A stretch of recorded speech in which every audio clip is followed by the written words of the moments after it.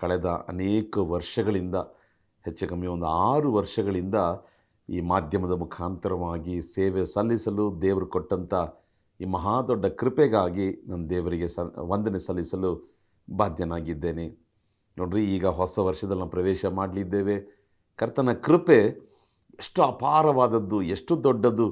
ಯೋಗ್ಯತೆ ಇಲ್ಲದಂಥ ನಮಗೆ ದೇವರು ದಾನವಾಗಿ ಉಚಿತವಾಗಿ ಕೊಡುವಂಥ ಈ ಕೃಪೆಯನ್ನು ನೆನೆಸಿ ದೇವರಿಗೆ ಯಾವಾಗಲೂ ನಾವು ಕೃತಜ್ಞತಾ ಸ್ತುತಿ ಮಾಡುತ್ತಾ ಯೇಸುವೇ ಯೇಸುವೇ ಯೇಸುವೇ ಎಂಬುದಾಗಿ ಸ್ತೋತ್ರ ಮಾಡ್ತಿರ್ಬೇಕಾದ್ರೆ ನಮ್ಮ ಪ್ರಾಣ, ನಮ್ಮ ಆತ್ಮ, ನಮ್ಮ ಶರೀರದಲ್ಲಿ ಹೊಸ ಚೈತನ್ಯ, ನಮ್ಮ ಪ್ರತಿ ಕ್ಷಣವೂ ಯೇಸುವಿನ ನೆನಪಿನಲ್ಲೇ ಇರಬೇಕು. ಆಮೇಲೆ ನಮ್ಮ ಹೃದಯದ ಒಂದೊಂದು ಬಡಿತವು ಯೇಸು ಯೇಸು ಯೇಸು. ಕಾರಣ ನಮಗಾಗಿ ಪ್ರಾಣವನ್ನು ಕೊಟ್ಟಾತನು. ತಾಯಿಗಿಂತ ತಂದೆಗಿಂತ ಹೆಚ್ಚಾಗಿ ಪ್ರೀತಿ ತೋರುವವನು. ಆತನ ಶಕ್ತಿ ದೊಡ್ಡದಾಗಿದ್ದರೂ ಆತನ ಪ್ರೀತಿಯೂ ದೊಡ್ಡದು. ಆಮೇಲೆ ಅನೇಕ ಸಾರಿ ನಾವು ಯೇಸುವಿನ ಶಕ್ತಿ, ಪವಿತ್ರಾತ್ಮದ ಶಕ್ತಿ, ಇದರ ಮೇಲೆ ನಾವು ಭಾಳ ಆಸೆ ಪಡ್ತೇವೆ. ಆದರೆ ಆತನ ಪ್ರೀತಿಯೂ ದೊಡ್ಡದು. ಆತನ ಪ್ರೀತಿಯಲ್ಲಿ ಮುಳುಗಿಬಿಟ್ರೆ ಸಮಯ ಹೋಗುವುದೇ ಗೊತ್ತಾಗುವುದಿಲ್ಲ. ಪ್ರಿಯರಾದವರೇ, ಈ ಕಾರ್ಯಕ್ರಮದ ಮುಖಾಂತರವಾಗಿ ನೀವಿರುವಂಥ ಮನೆಗಳಲ್ಲಿ ಬಂದು ನಿಮ್ಮನ್ನು ಸಂಧಿಸುವುದು ನನಗೆ ಬಹಳ ಸಂತೋಷ.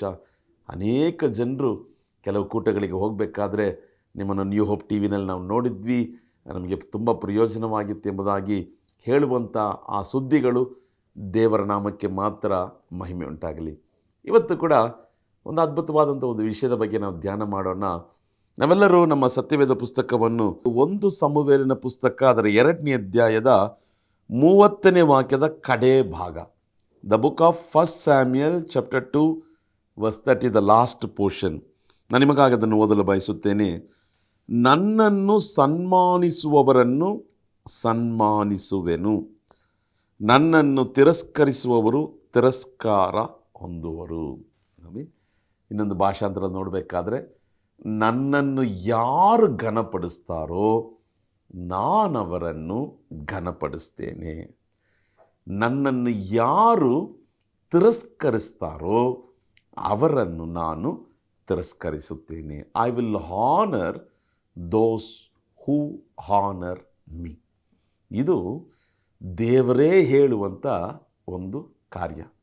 ಪ್ರಿಯರಾದವರೇ, ಅನೇಕ ಜನರು ಅಯ್ಯೋ ನನಗೆ ಘನತೆಯೇ ಇಲ್ಲ, ನನ್ನ ಮನೆಯಲ್ಲಿ ನನ್ನನ್ನು ಸನ್ಮಾನಿಸೋರಿಲ್ಲ, ಗೌರವಿಸೋರಿಲ್ಲ, ಘನಪಡಿಸೋರಿಲ್ಲ, ನನ್ನ ಸಭೆಯಲ್ಲಿ ನನ್ನನ್ನು ಘನಪಡಿಸೋರಿಲ್ಲ, ನಾನು ವಾಸ ಮಾಡುವಂಥ ಜಾಗದಲ್ಲಿ ನನ್ನ ಘನಪಡಿಸೋರಿಲ್ಲ, ನಾನು ಕೆಲಸ ಮಾಡೋಂಥ ಜಾಗದಲ್ಲಿ ಎಲ್ಲರೂ ತಿರಸ್ಕರಿಸ್ತಾರೆ, ಘನಹೀನತೆಯಿಂದ ನಡೆಸ್ತಾರೆ, ನನ್ನನ್ನು ಸನ್ಮಾನಿಸೋರು ಯಾರೂ ಇಲ್ಲ ಎಂಬುದಾಗಿ ಬೇಸರಗೊಳ್ತಿದ್ದೀರಾ?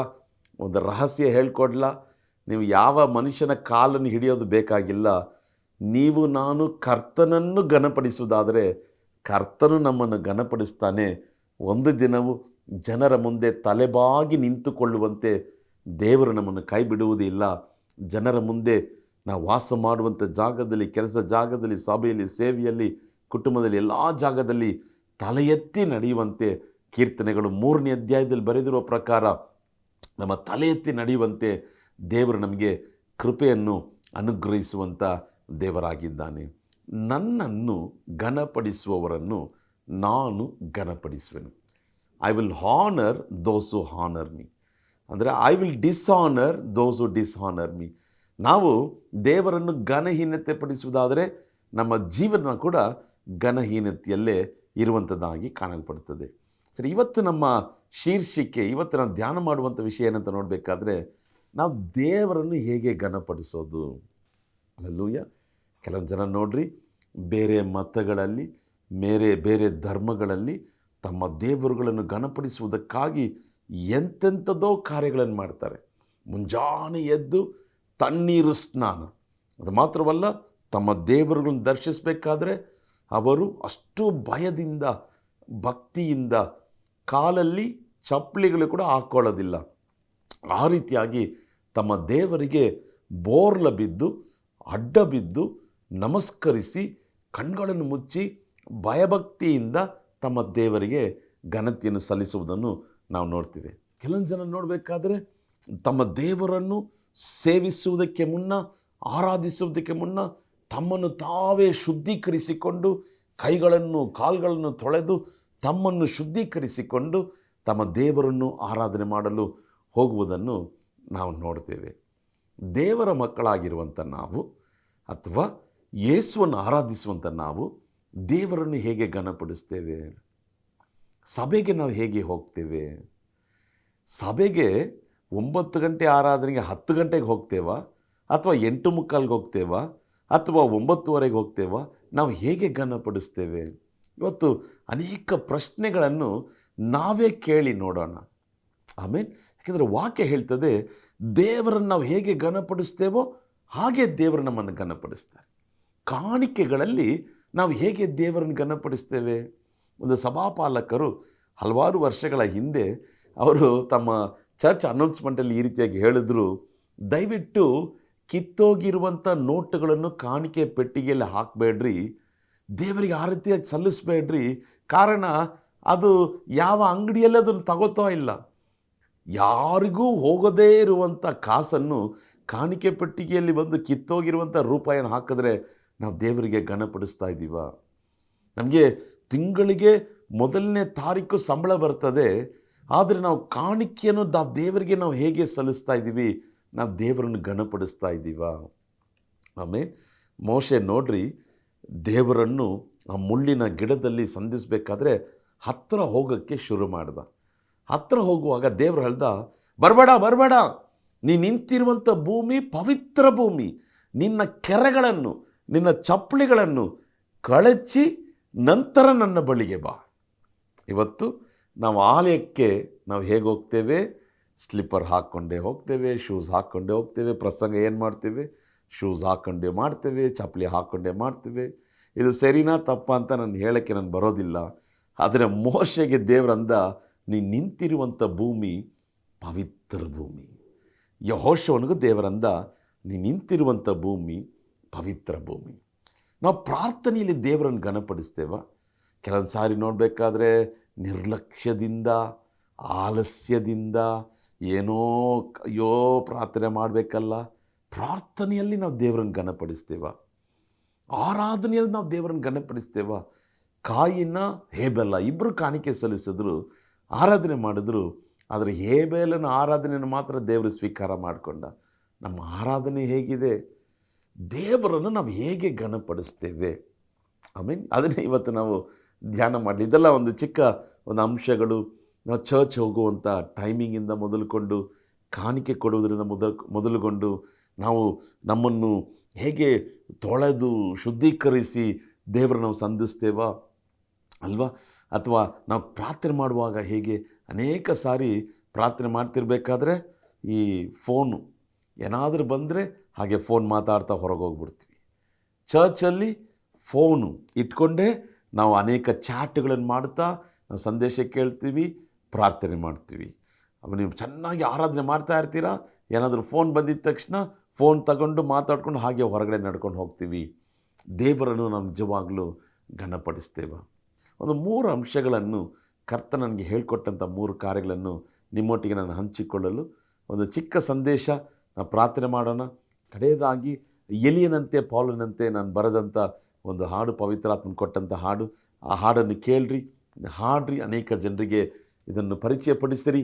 ಯೂಟ್ಯೂಬ್ನಲ್ಲಿ ಹೋಗಿ ಲೆನಿನ್ ಅನ್ಬು ಅಂತ ಹೊಡೆದ್ರೆ ಅದರಲ್ಲಿ ಎಲಿಯನಂತೆ ಪೌಲನಂತೆ ಹಾಡು ಬರುತ್ತೆ. ಅದನ್ನು ಕಡೆ ಭಾಗದಲ್ಲಿ ನೀವು ಕೇಳ್ರಿ. ಸರಿ, ಇವತ್ತು ನಮ್ಮ ಸಂದೇಶ ದೇವರನ್ನು ನಾವು ಹೇಗೆ ಘನಪಡಿಸೋದು. ಮೊದಲನೇದಾಗಿ ನಾವು ಪರಿಶುದ್ಧರಾಗಿರಬೇಕಾದ್ರೆ ನಾವು ದೇವರನ್ನು ಘನಪಡಿಸುತ್ತೇವೆ. ಆಮೇಲೆ ಈ ದೇಹ ದೇವರ ಆಲಯ, ದೇವರು ನಮ್ಮೊಳಗೆ ವಾಸ ಮಾಡ್ತಾರೆ. 1 ಪೇತ್ರ 1ನೇ ಅಧ್ಯಾಯ 16ರಿಂದ 18 ತನಕ ಓದಬೇಕಾದ್ರೆ, ನಾನು ಪರಿಶುದ್ಧನಾಗಿರುವ ಹಾಗೆ ನೀವು ಪರಿಶುದ್ಧರಾಗಿರಿ.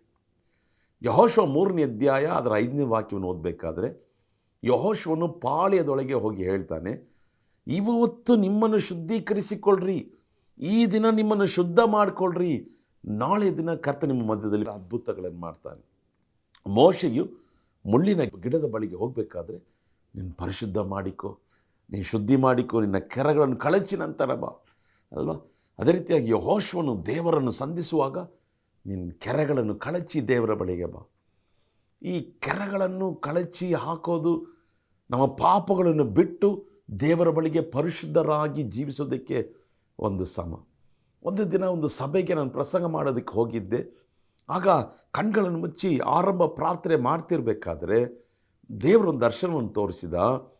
ಒಬ್ಬ ಮನುಷ್ಯನ ಆ ಕೆರೆಗಳು ಅದು ಕಪ್ಪಗೆ ಪಾಪದಿಂದ ತುಂಬಲ್ಪಟ್ಟಿದೆ.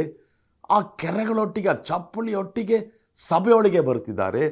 ದೇವರದನ್ನು ನಿರಾಕರಿಸ್ತಿದ್ದಾರೆ. ಅಂದರೆ ಏನರ್ಥ? ತನ್ನ ಪಾಪವನ್ನು ಬಿಟ್ಟು ನನ್ನ ಬಳಿಗೆ ಬರಲಿ. ದೇವರು ಪಾಪಿಗಳನ್ನು ಪ್ರೀತಿಸ್ತಾನೆ, ಪಾಪವನ್ನಲ್ಲ. ಅಂದರೆ ದೇವರು ನಾವು ಹೇಗೆ ಘನಪಡಿಸಲು ಸಾಧ್ಯ? ನಮ್ಮ ಪರಿಶುದ್ಧ ಜೀವಿತದಿಂದ, ವಿತ್ ದ ಹೋಲಿ ಲೈಫ್. ಸಹೋದರ, ನಿನ್ನ ಸಭೆಯಲ್ಲಿ ಪರಿಶುದ್ಧತೆಯ ಬಗ್ಗೆ ಮಾತಾಡ್ತಿದ್ದಾರಾ? ನೀನು ಕೇಳುವಂಥ ಪ್ರಸಂಗಗಳು ನೀನು ಪರಿಶುದ್ಧನಾಗಿರಬೇಕು, ಪರಿಶುದ್ಧನಾಗಿರುವವನು ಇನ್ನೂ ಪರಿಶುದ್ಧನಾಗಿರಬೇಕು ಪ್ರಸಂಗಗಳನ್ನು ಕೇಳಿಸ್ಕೊಳ್ತಿದ್ದೀಯಾ? ಇವತ್ತು ಅನೇಕ ಸಭೆಗಳಲ್ಲಿ ಪರಿಶುದ್ಧತೆಯ ಬಗ್ಗೆ ಮಾತಾಡ್ತಿಲ್ಲ. ಕಾರಣ, ಮುಂದಿನ ವಾರ ಇವರು ಸಭೆಗೆ ಬರೋದಿಲ್ಲ. ಕಾರಣ, ಒಂದು ವೇಳೆ ನಮಗೆ ಸಿಗುವಂಥ ಕಾಣಿಕೆಗಳು ಸಿಗದೆ ಹೋಗಬಹುದು. ಸಹೋದರ ಸಹೋದರಿಯೇ, ಪರಲೋಕಕ್ಕೆ ಹೋಗಬೇಕಾದ್ರೆ ನಿಮಗೂ ನನಗೂ ಬೇಕಾಗಿರುವಂಥ ಬಹಳ ಮುಖ್ಯವಾದಂಥ ಕಾರ್ಯ ಪರಿಶುದ್ಧತೆ. ನಮ್ಮ ಸ್ವಂತ ಬಲದಿಂದ ಪರಿಶುದ್ಧವಾಗಿರಲು ಸಾಧ್ಯನೇ ಇಲ್ಲ. ದೇವರಾತ್ಮ ನಮಗೆ ಸಹಾಯ ಮಾಡ್ತಾನೆ, ವಾಕ್ಯವು ನಮಗೆ ಸಹಾಯ ಮಾಡ್ತದೆ. ಪರಿಶುದ್ಧರಾಗಿರುವಂತೆ ಕರ್ತನ ಕೃಪೆ ನಮಗೆ ಸಹಾಯ ಮಾಡ್ತದೆ. ಆದರೆ ನಾವು ದೇವರನ್ನು ಘನಪಡಿಸಬೇಕಾದ್ರೆ ಪರಿಶುದ್ಧತೆ ಬಹಳ ಮುಖ್ಯ. How to honour God, lead a holy life. Amen. ನಮ್ಮ ಸುತ್ತಲೂ ಪಾಪ ತುಂಬಲ್ಪಟ್ಟಿದೆ. ಆದರೆ ಪರಿಶುದ್ಧತೆಯಿಂದ ನಾವು ಜೀವಿಸುವಾಗ ನಾವು ಕರ್ತನನ್ನು ಘನಪಡಿಸ್ತೇವೆ. ಆಮೆನ್. ಪರಿಶುದ್ಧತೆ ಇಲ್ಲದೆ ಜೀವಿಸಬೇಕಾದ್ರೆ ಕರ್ತನನ್ನು ಘನಹೀನತೆ ಪಡಿಸ್ತೇವೆ. ಹಲ್ಲೆಲೂಯಾ. ಒಂದೊಂದು ದಿನ ನಮ್ಮ ಪ್ರಾರ್ಥನೆ, ನನ್ನನ್ನಿನ್ನೂ ಪರಿಶುದ್ಧಗೊಳಿಸು ಸ್ವಾಮಿ, ನನ್ನನ್ನು ನಿನ್ನ ರಕ್ತದಿಂದ ತೊಳೆ ಇನ್ನೂ ಪರಿಶುದ್ಧಗೊಳಿಸು. Make me holy Lord, so that with my holiness I will honor you God. Amen. ನಮ್ಮ ಸ್ವಂತ ಬಲದಿಂದ ಪರಿಶುದ್ಧವಾಗಿರೋದು ಬಹಳ ಕಷ್ಟ. ಆದರೆ ದೇವರ ಬಲ, ದೇವರ ಆತ್ಮ, ದೇವರ ವಾಕ್ಯ, ಪ್ರಾರ್ಥನೆ, ಆರಾಧನೆ, ಪರಿಶುದ್ಧರ ಐಕ್ಯತೆ. ದೇವರೇ, ನನ್ನ ಪರಿಶುದ್ಧ ಜೀವಿತದಿಂದ ನಾನು ನಿನ್ನನ್ನು ಘನಪಡಿಸಬೇಕು ಸ್ವಾಮಿ, ನನಗೆ ಆ ಕೃಪೆಯನ್ನು ಅನುಗ್ರಹಿಸು. ಇವತ್ತು ಎಲ್ರಿ ಪರಿಶುದ್ಧತೆ ಬಗ್ಗೆ ಪ್ರಸಂಗ. ಕಮ್ಯೂನಿಯನ್ ತೆಗೆಯುವುದಕ್ಕೆ ಮುಂಚಿತವಾಗಿ ನೀನನ್ನು ಸಂಶೋಧಿಸಿ ದೇವರ ಬಳಿಯಲ್ಲಿ ಪಾಪವನ್ನು ಅರಿಕೆ ಮಾಡಿ ಆ ಕರ್ತನ ಪಂಕ್ತಿಯಲ್ಲಿ ಭಾಗವಹಿಸ್ತಾ ಇದೆಯಾ? ಅಥವಾ ಏನೋ ಒಂದು ರೊಟ್ಟಿ ತುಂಡು, ಏನೋ ಒಂದು ದ್ರಾಕ್ಷ ರಸ ಅಂತ ನಿರ್ಲಕ್ಷ್ಯದಿಂದ ನೀನು ಪಂಕ್ತಿಯಲ್ಲಿ ಭಾಗವಹಿಸ್ತಾ ಇದೆಯಾ? ದೇವರ ಪಂಕ್ತಿಯನ್ನು ಘನಹೀನತೆ ಪಡಿಸ್ತಾ ಇದೆಯಾ? Be holy as Jesus is holy. ದೇವರು ನಮಗೆ ಕೃಪೆಯನ್ನು ಅನುಗ್ರಹಿಸ್ತಾನೆ. When we are holy, it's nothing but we are honouring God with our body.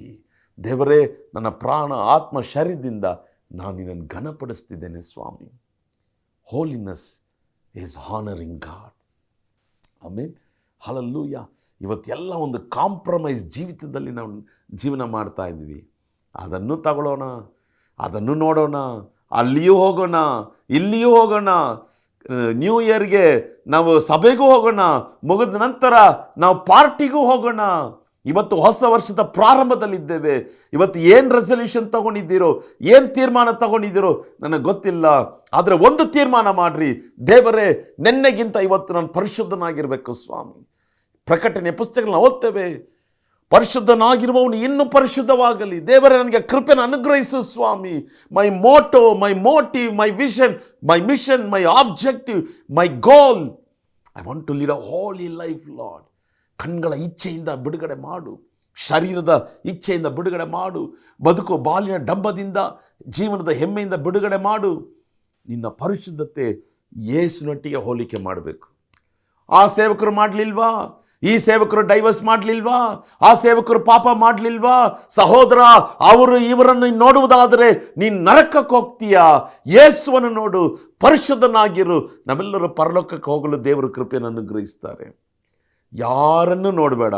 ಇತರನ್ನು ನೋಡುವುದಾದರೆ ನೀನು ಬೀಳ್ತೀಯ. ಯೇಸುವನ್ನು ನೋಡುವುದಾದರೆ ಪರಿಶುದ್ಧತೆಯಿಂದ ಪರಿಶುದ್ಧತೆಗೆ ಹೋಗಲು ದೇವರು ನಿಮಗೆ ಕೃಪೆಯನ್ನು ಅನುಗ್ರಹಿಸ್ತಾನೆ. ಆಮೇಲೆ ಇವತ್ತು ಹೈಪರ್ ಗ್ರೇಸ್, ಎಲ್ಲ ಪಾಪ ಕ್ಷಮಿಸಲ್ಪಡ್ತದೆ, ಏನು ಬೇಕಾದರೂ ತಪ್ಪು ಮಾಡು. ಕೃಪೆ ಅನ್ನೋದು ತಪ್ಪು ಮಾಡೋದಕ್ಕೆ ಲೈಸೆನ್ಸ್ ಅಲ್ಲ. ನೀನು ದೇವರನ್ನು ಘನಪಡಿಸ್ತೀಯ ಅಂದರೆ ಪಾಪವನ್ನು ನೋಡಿದ್ರೆ ಒಂದು ಭಯ ಬರಬೇಕು. ಯೋಸೇಫನು ಪಾಪವನ್ನು ನೋಡಿ ಓಡೋದ. ಇವತ್ತು ಓಡಬೇಕು ನಾವು. ಅನೇಕ ಸರ್ ನಾವೇನು ಮಾಡ್ತೀವಿ, ನಿಂತು ಏನಾಗತ್ತೆ ನೋಡೋಣ, ಬಿದ್ದೋಗ್ತಿದ್ದಾರೆ ಅನೇಕರು. ಹಲ್ಲೆಲೂಯ.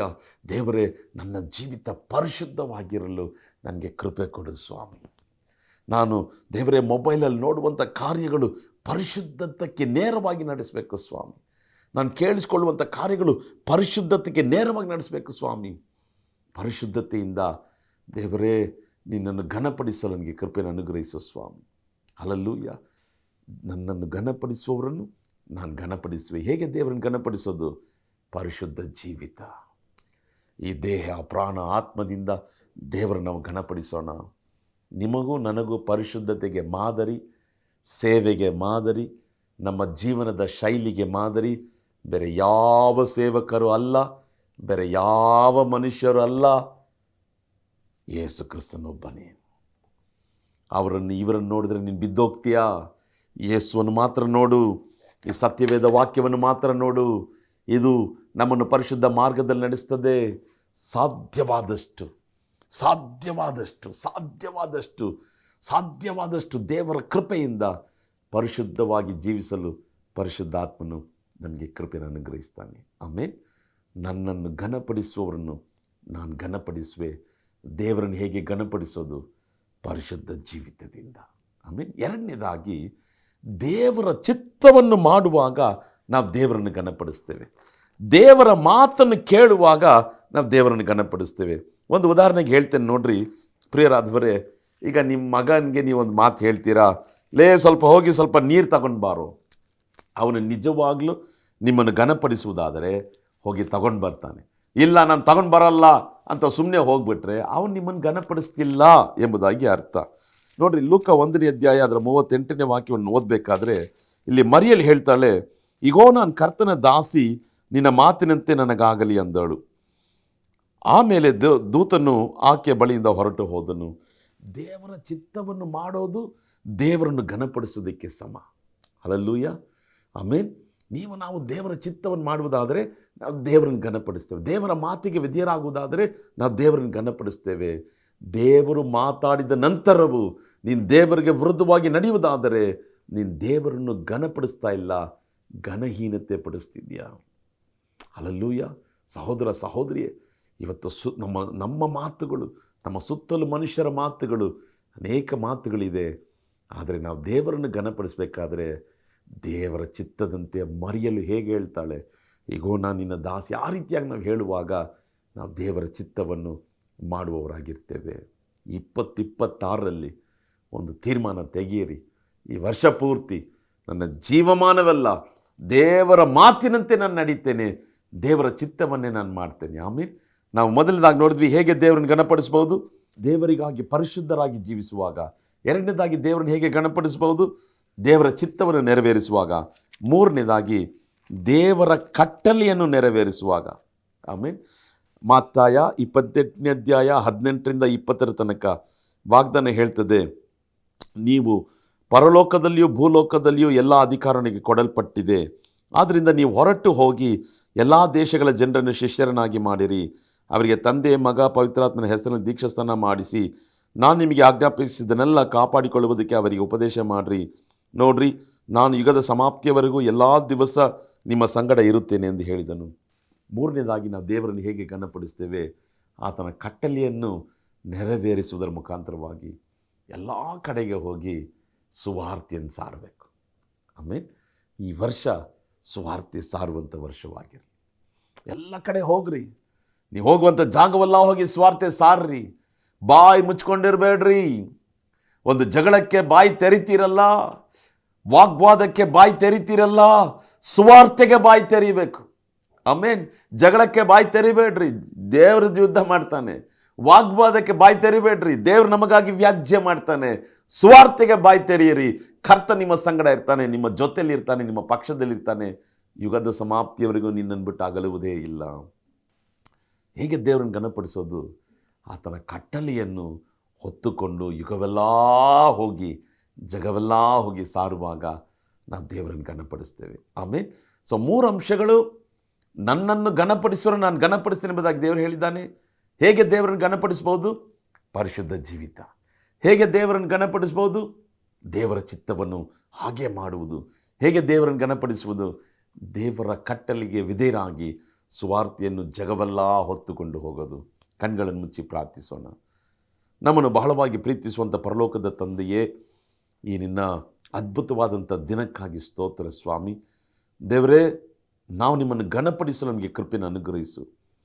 ನಮ್ಮನ್ನು ನೀನು ಘನಪಡಿಸ್ತೀಯ ಸ್ವಾಮಿ. ನಾವು ನಿಮ್ಮನ್ನು ಘನಪಡಿಸುವಾಗ ನೀವು ನಮ್ಮನ್ನು ಘನಪಡಿಸ್ತೀಯ.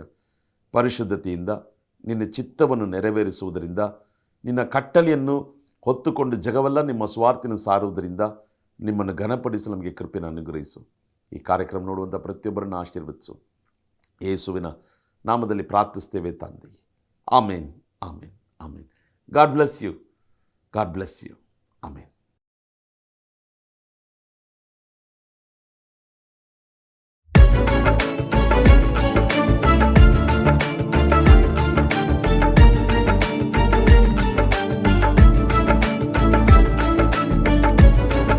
ಇದು ಅಂತ್ಯಕಾಲ.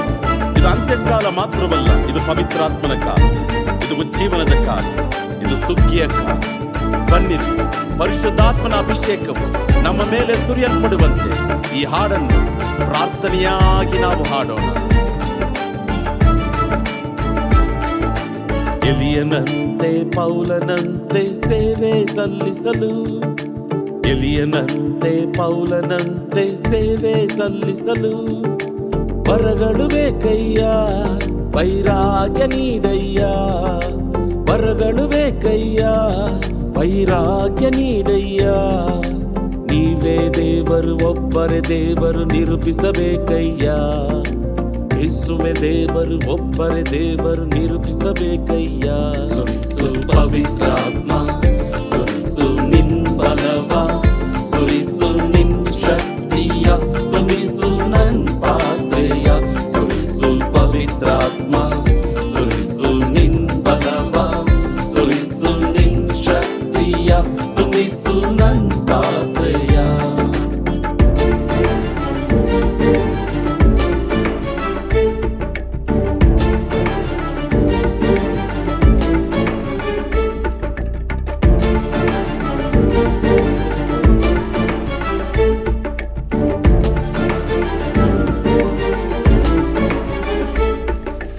ದಾಹವಿದ್ದರೆ ಬನ್ನಿರಿ ಎಂದು ಕರೆದ యేసయ్ಯ.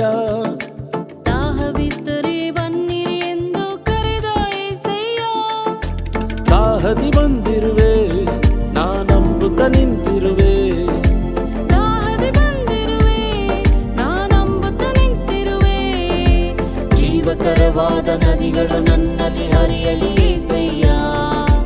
ಜೀವಕರವಾದ ನದಿಗಳು ನನ್ನಲ್ಲಿ ಹರಿಯಲಿ యేసయ్ಯ. ಸುರಿಸು ಪವಿತ್ರಾತ್ಮ, ಸುರಿಸು ನಿನ್ ಬಲವ, ಸುರಿಸು ನಿನ್ ಶಕ್ತಿಯ, ತುಂಬಿಸು ನನ್ ಪಾತ್ರೆಯ.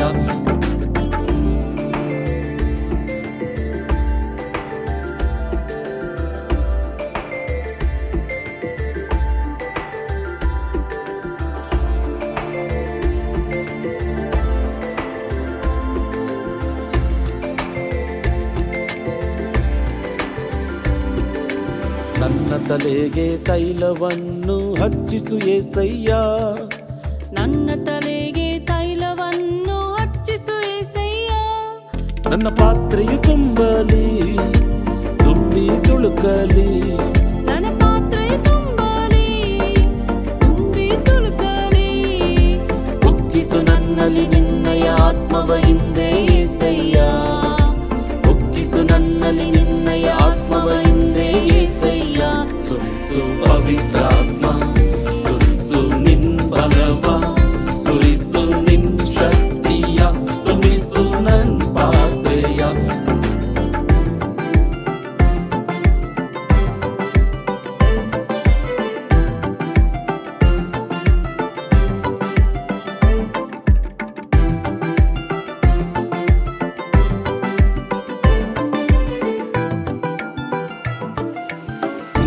ಮಳೆಗಾಗಿ ಬೇಡಿರಿ ಎಂದು ನುಡಿದ ಏಸಯ್ಯ. ಹಿಂಗಾರು ಮಳೆಗಾಗಿ ಬೇಡಿರಿ ಎಂದು ನುಡಿದ యేసయ్య. ಬೇಡುತ್ತ ಕಾದಿರುವೆ ನಾ ನಿಮ್ಮನೆ ನಂಬಿರುವೆ. ಬೇಡುತ್ತ ಕಾದಿರುವೆ ನಾ ನಿಮ್ಮನೆ ನಂಬಿರುವೆ. ಸಮೃದ್ಧಿಯಾದ ಮಳೆಯನ್ನು ದಯಪಾಲಿಸು యేసయ్య. ಸಮೃದ್ಧಿಯಾದ ಮಳೆಯನ್ನು ದಯಪಾಲಿಸು యేసయ్య. ಪವಿತ್ರಾತ್ಮ